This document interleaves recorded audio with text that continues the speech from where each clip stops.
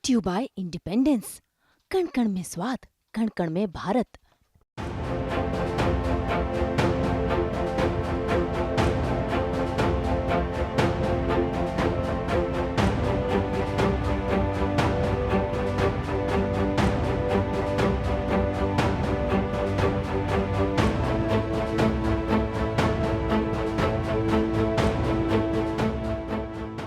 पंद्रह अगस्त यानी देश का स्वतंत्रता दिवस, और स्वतंत्रता दिवस से लाल किला कितनी अंतरंग तरीके से जुड़ा हुआ है वो हम भारतवासियों से बेहतर कौन जान सकता है, क्योंकि यही वो लाल किले की प्राचीर है जहां हर साल देश के प्रधानमंत्री तिरंगा फहराते हैं, और न सिर्फ तिरंगा फहराते हैं बल्कि राष्ट्र के नाम संबोधन भी करते हैं।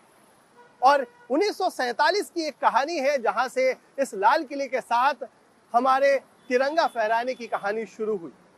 और आपको जानकर के आश्चर्य होगा, और ये रोचक तथ्य भी है कि पहली दफा जब देश के पहले प्रधानमंत्री जवाहरलाल नेहरू ने तिरंगा फहराया तो वो तारीख 15 अगस्त 1947 की नहीं बल्कि 16 अगस्त 1947 की थी, क्योंकि 15 अगस्त 1947 को जो आधिकारिक कार्यक्रम था वो इंडिया गेट के पास प्रिंसेस पार्क में आयोजित किया गया।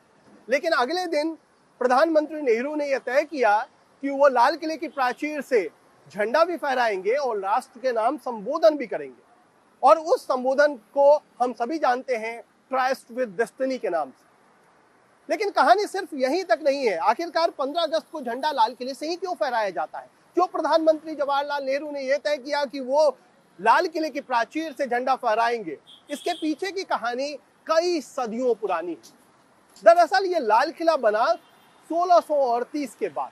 1638 वो तारीख थी जब 5वें मुगल बादशाह शाहजहां ने यह तय किया कि राजधानी आगरा से दिल्ली लाई जाएगी, और 1639 12 मई को उन्होंने तय किया कि यमुना के किनारे एक खाली पड़ी जमीन पर लाल किला बनाया जाएगा, और उसकी जिम्मेदारी दो मशहूर आर्किटेक्ट को भी सौंप दी गई। और इसीलिए उसके बाद दो मशहूर आर्किटेक्ट जिन्होंने न सिर्फ लाल किला बनाया था बल्कि उससे पहले ताजमहल भी बनाया था, उनकी ये जिम्मेदारी थी, और उन्होंने 10 साल में 1639 से लेकर के 1648 के बीच में उन्होंने इस लाल किले का निर्माण कराया। बेहद खास किस्म के पत्थर, लाल पत्थर तो लगाए ही गए थे, अंदर संगमरमर और न जाने कितने परकोटे बनाए गए, अंदर कई सारे विविधताओं से भरा था ये लाल किला। लेकिन विविधताएं तो थी, लेकिन साथ ही साथ मुगल साम्राज्य कमजोर हो रहा था। कमजोर होते होते नादिर शाह, जो कि ईरान से आया था, उसने एक बार कोशिश की इस लाल किले को लूटने की, और जो सबसे खास इस लाल किले की बात थी, तख्ते ताऊस, उसको लूट करके भी ले गया। यहाँ दो तरीके के दरबार हुआ करते थे, दीवाने खास और दीवाने आम। दीवाने खास वो दरबार था जहां पर बादशाह खुद बैठा करते थे। लेकिन जैसा मुगल साम्राज्य जैसे जैसे कमजोर हो रहा था वैसे वैसे अंग्रेजी हुकूमत मजबूत होती जा रही थी।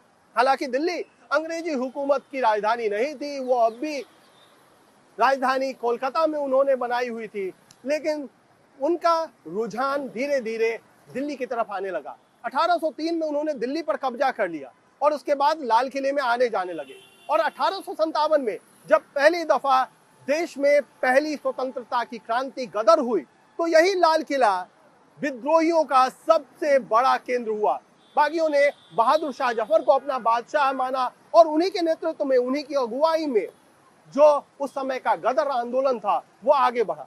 लेकिन गदर फेल हुआ, और साथ ही साथ जो बहादुर शाह जफर के खिलाफ मुकदमा चलाया गया, केस चलाया गया, वो इसी दीवाने खास में, जहां बहादुर शाह जफर कभी बतौर बादशाह बैठा करते थे, उसमें चलाया गया, और उन्हें रंगून भेज दिया गया जहां उनकी मौत हो गई। उसके बाद ये लाल किला हमेशा सत्ता का केंद्र रहा। जो 3 बार अंग्रेजों ने 1911 में जब दिल्ली राजधानी ट्रांसफर हुई कोलकाता से, उससे पहले भी 3 बार दरबार लगाया। 1877 में, 1903 में और 1911 में अंग्रेजों का दरबार इसी लाल किले में चलता था। और 1911 में जब किंग जॉर्ज को यहाँ का राजा घोषित किया गया, तो इसी लाल किले की उस झरोखे में आकर खड़े हुए किंग जॉर्ज अपनी पत्नी के साथ, जहां कभी मुगल साम्राज्य चलता था और मुगल सम्राट आकर के खड़े होते थे, बादशाह खड़े होते थे, ये दिखाने के लिए कि यही वो जगह है जहां से अंग्रेज अपनी हुकूमत चलाना चाहते हैं। ये बात 1911 में हुई, लेकिन 1940 तक अंग्रेजी साम्राज्य चलता रहा। इस लाल किले को खत्म कर दिया गया, 2/3 लाल किला निस्तनाबूद कर दिया गया। यहाँ पर सैनिकों की टुकड़ियां रखी जाने लगी, यहाँ गोदाम बना दिया गया, यहाँ पर अलग अलग दफ्तर बना दिए गए, यानी एक तरीके से पूरा लाल किला तहस नहस कर दिया गया। लेकिन 1943 में बात आई जब सुभाष चंद्र बोस ने इंडियन नेशनल आर्मी यानी INA का स्थापना किया और वो गए रंगून बहादुर शाह जफर की उसी कब्र पर और वहां से नारा दिया दिल्ली चलो, और उन्होंने कहा कि अंग्रेजों की हुकूमत के कब्र वो खोदेंगे और इसी लाल किले पे वो आईने की परेड निकालेंगे, तिरंगा झंडा फहराएंगे। वो हो नहीं पाया। सुभाष चंद्र बोस अपने मिशन में नाकामयाब रहे। लेकिन उसके बाद अंग्रेजों ने जो मुकदमा चलाया 3 आला अधिकारियों के खिलाफ इंडियन नेशनल आर्मी के, वो ओपन कोर्ट में चलाया इसी लाल किले से। उसको देखकर देशवासियों का खून खौलता था और 1946 में एक आंदोलन हुआ जो देशव्यापी आंदोलन था। उसके बाद उन तीनों अधिकारियों को मुक्त करना पड़ा और उसके 1 साल बाद यानी 15 अगस्त 1947 को देश आजाद हुआ।